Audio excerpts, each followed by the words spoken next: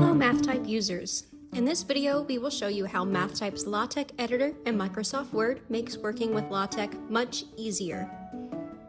As you may have noticed, the add-in is now integrated in the Microsoft Word toolbar, making the entire process much more convenient. From here, we can insert equations, edit them, and work directly with their LaTeX format.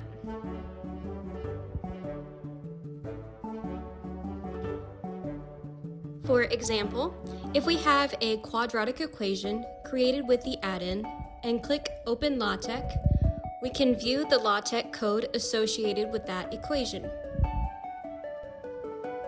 From here, we can review it and even modify it. For example, we can change some of the elements and update the equation directly. The equation will automatically appear with the changes we made. We can also create an equation directly from the LaTeX code section.